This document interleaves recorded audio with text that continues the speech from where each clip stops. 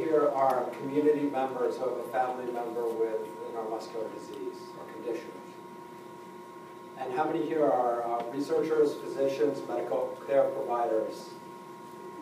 So it's a little bit of a cockeyed ratio here, because we kind of hope that this is going for the benefit of the families, to educate everybody. But we're going to, I think, take this as an opportunity to educate the medical community. And so Sarah Foye, who's the organizer, really, I kind of usurped her here this year to start us and tell us all about that. Thank you, Alan. Okay, good morning. Thank you, everyone, for coming. I really appreciate it. Anytime I can get a handful of clinicians or families together to talk about Titin makes me extremely happy. So anyway, like Alan said, my name is Sarah, and I'm an advocate for this Titin breakout session. And, oh, I forgot to do the slides. Here we go. This is my family. So my husband, Patrick, and just, he's live streaming, by the way. We're on Facebook. Hello out there. And just to capture a larger audience, because a lot of families were not able to attend. So this is my son, Adam. He is a teenager, and he has Titin-related centronuclear myopathy. And so my special credentials for this talk today is MOM. And I'm also an occupational therapist by training.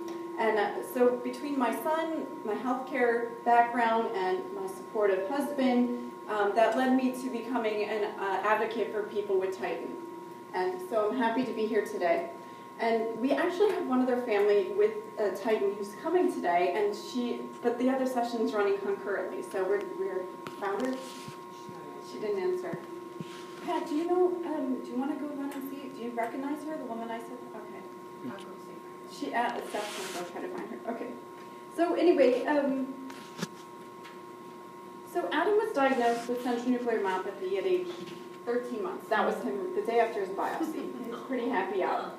And so we fell under the umbrella of the centronuclear myopathies. But for most of you who know about titinopathy, and we're going to hear from more people like Dr. Ferraro later today to talk about the broad phenotypic spectrum of Titin.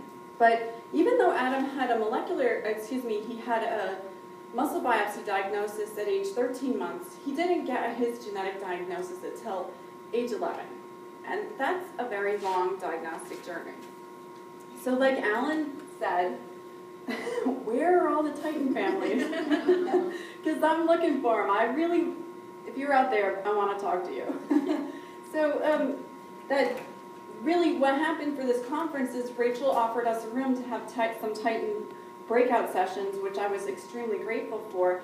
But we have very low enrollment for Titin families. So I started to ask myself, what might be some of the barriers for why they might not be able to attend? So when I polled, we have an online closed Facebook group, a couple of them actually, one for adult onset and one for general.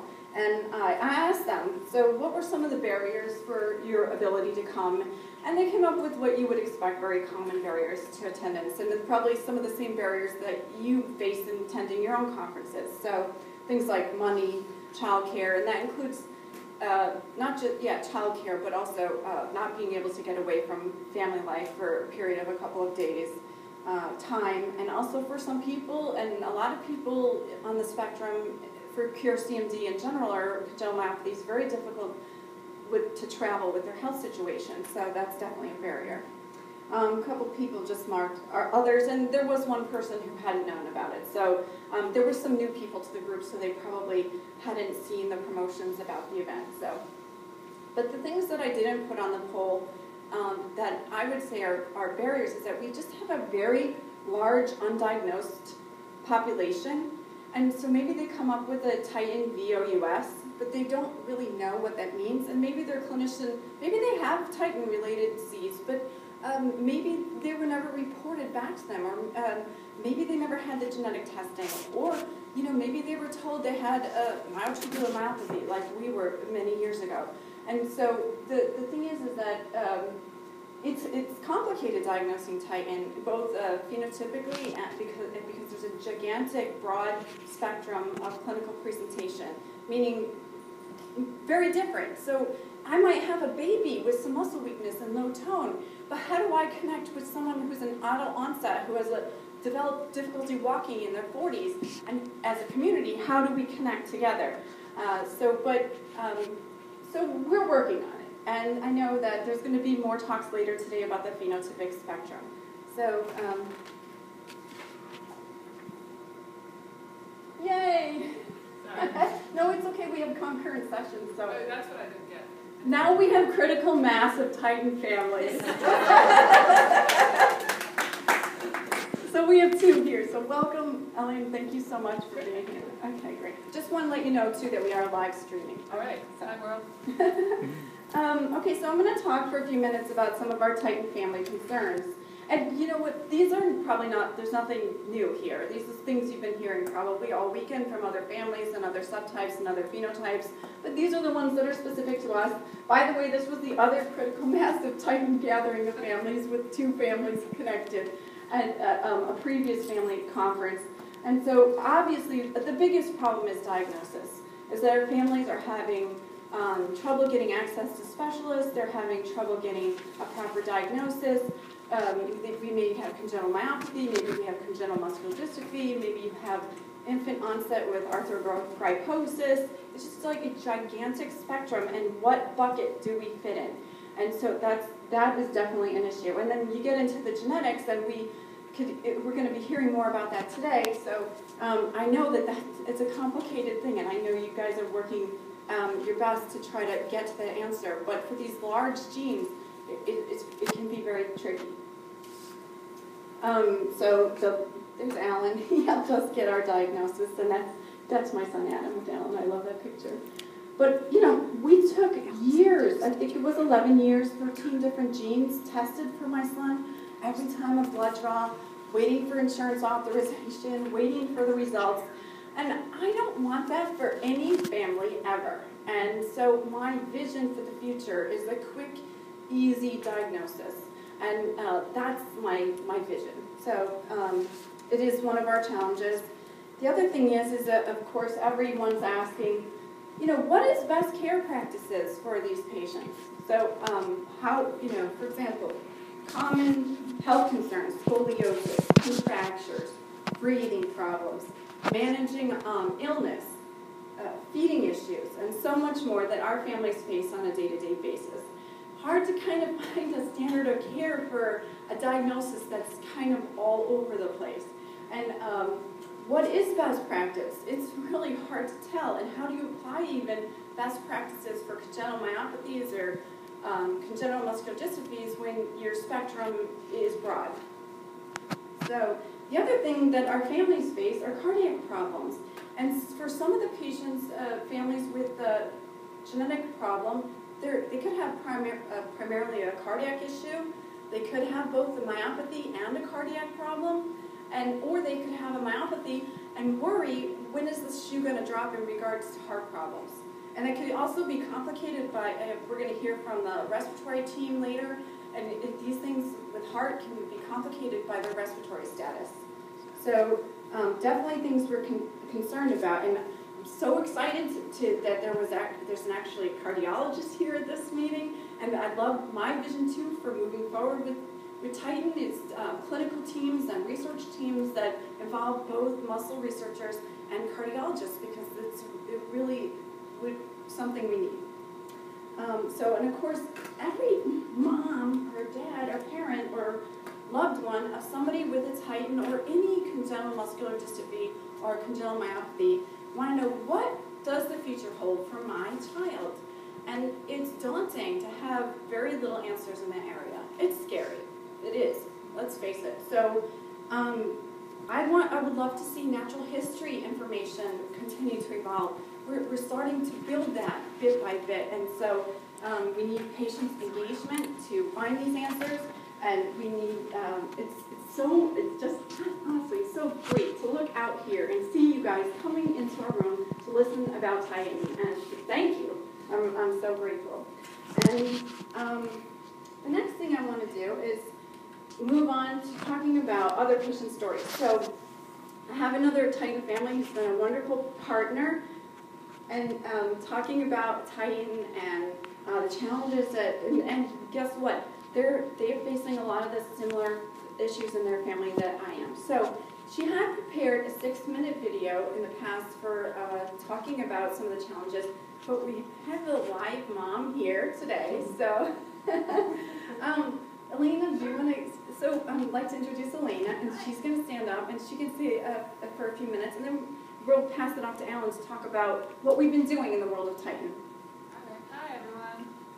Hey. Nice to see you all. It's great to be here. I first want to thank Sarah because she's probably the reason that I'm here, involved in any way that I am, because she's been a wonderful advocate and a huge support to me and connects everybody with everything. And the only reason there's a Titin community at all, I think, is at least in large part due to Sarah. So, and her family.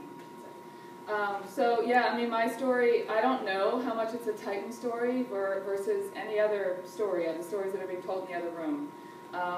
The story of Gigi is my daughter. Her name's Gabriella. She goes by Gigi.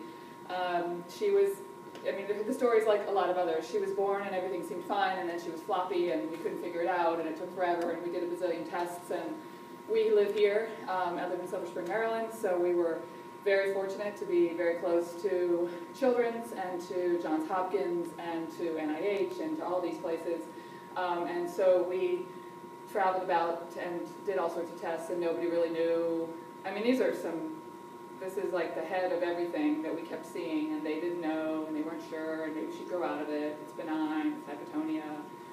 Okay, maybe it's something, we're not sure. And then finally, it's congenital myopathy.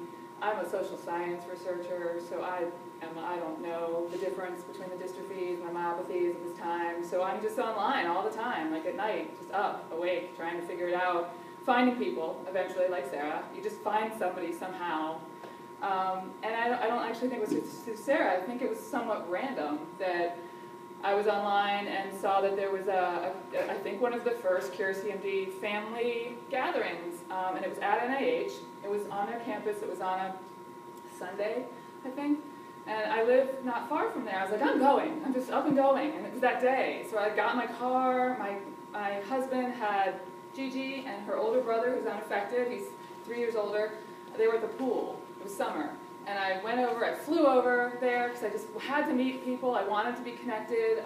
There were no other kids in our world that we knew, in our family or in our world, neighborhood schools, anything that were anything like Gigi. Like, we'd never, ever. I would look, I would stare. I was one of those people who would feel badly because you stare at kids, and I realized, oh no, I'm that person that's staring at a child. I'm staring at their equipment and at the child, not for any other reason, that I wanted to find a child like my own. So we went to this conference, and there were families, and I met all these folks, and Dr. Bonneman was there, and they're like, you have to meet him. They dragged me over, and they introduced me, and he said, hi, well, where's your child? And I was like, oh no. So I called my husband, I was like, you have to get here. So he dragged the kids over, they were dripping wet from the pool, and I'm like, here she is, and I sort of presented her as a specimen, and Dr. Bonneman, who crouched down, was wonderful with her, and took her in a back room with a bunch of other researcher people. I don't know who was there. It was all blurred to me now. Who did a ultrasound on her, and it was like the back room of NIH, dark room on a Sunday. Just, I don't know if he's allowed to do that, but he did it. And he got the machine going and just did it, and we sort of sat there, and then they all talked amongst themselves, and I was trying to understand what they were saying, and I understood about that much of it. And anyway, you know, he had a sense. He's like, I think this is what it is. There's some families in Finland. It might be this. And then, okay, it's not that. But we have a sense, which was more than we'd ever had. I mean, just a sense, just a glimmer that somebody knew something about what this was huge to us. From there, we ended up being a part of an NIH study with Dr. Bonneman, and she had a muscle biopsy and eventually did the whole exome sequencing and found out she had Titin. So that was great to know. I mean, to just echo what Sarah said, that means that we know what it is, but we don't know where it's leading. We don't really know what it means. She is affected skeletally, and she can't climb stairs.